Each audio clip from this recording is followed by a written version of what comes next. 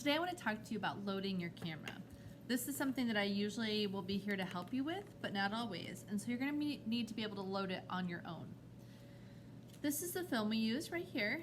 And these numbers right here don't really mean anything. You can ignore them. But for the most part, it's 400 speed film. That's what we use. It says 36 exposures. That's not necessarily true because I use a bulk roller.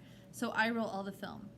This metal part and the rod in the center is reusable, so it's really important that you don't lose it when you take your film out, which we'll talk about a whole nother day. When you get your film, you should put it into your protective container if you cannot put it into your camera right away. The reason is because since I use reusable cartridges, the ends can pop off really easily. And if those come off, then your whole film is ruined. I've had lots of students that have dropped their film on the ground and it just pops right off. It's very tragic, so try not to do that. Now, loading your camera. This is our camera right here. Like I said before, we have two types of cameras, but they both load the same. All right, when you take the case off of your camera, this is what you have. Now, to load your film, you're going to actually have to take this leather part off. All right. So on the Vivitar cameras, it actually twists off the bottom. On the Nikon cameras, it just snaps off. All right, so you get it off, and here is the camera. Now on the top of the camera, this right here is your film rewind, but it also opens up the back door of your camera. So if I pull it up, I'm going to show you on this end. If I pull it up like this and kind of force it up, you see that? The back popped open. I'm going to show you again. I just force it up and the back pops open. This is the inside of your camera. It's very delicate and very precious, so don't touch it. This right here is your shutter. That's the most delicate part. You want to make sure that you don't touch that. You want to make sure no dirt or dust gets into the rest of your camera. Loading your film. Now keep in mind that this is backwards. So everything's in reverse when you do it in real life. Your film always goes in what I always think seems upside down. It goes in so the knob side is facing down. The other thing, well, if you put it in upside down, you really can't mess it up. So just try to remember that. You put it in on this side of your camera, on the left side. And then once I get it in there, I always, push this down so that it holds the film in place. All right, so that way when I'm trying to do the other things we're about to do, it doesn't just fall out, okay? Next, you're going to take your film right here and you're going to pull it out. Now, all of this is becoming exposed, but that's okay because it's gonna be exposed. It's just junk end of film anyways. You'll notice when you actually develop your film that this end will all be black, and that's because of what we're doing right now, pulling it out and loading it. You're gonna go all the way around until you get right here to this rod.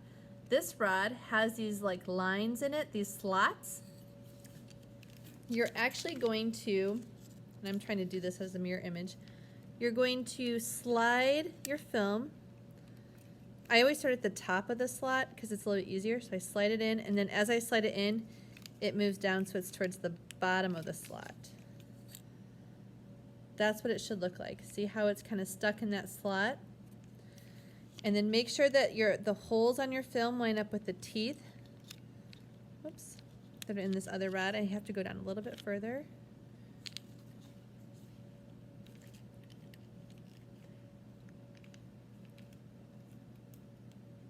Oh, can be tricky here. All right, there we go.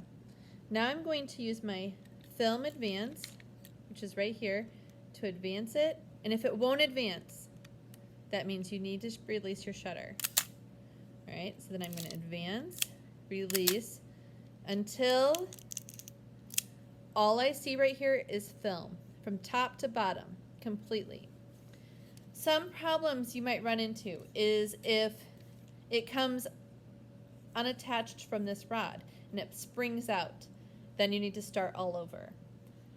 Some of these cameras, when you do the advance and shutter release, it actually springs back, so then this film right here gets kind of loose. What I would suggest doing for that is that you pull it forward, and then while you're holding it tight, you close the back of your camera and make sure it snaps. Okay? That's it. That's all of it. Once you get it loaded like that, your first two pictures are not going to turn out because they've been exposed. So what I always suggest is that you take two just wasted pictures.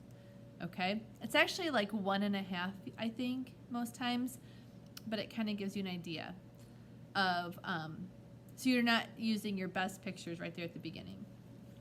All right, that's it. Now you're ready to shoot. You're ready to use your light meter to determine your aperture and shutter speed. Also, when you're shooting, you want to make sure that your ISO stays at 400 always. And you want to make sure that you focus for every picture that you take. Focus on what you want to be in focus.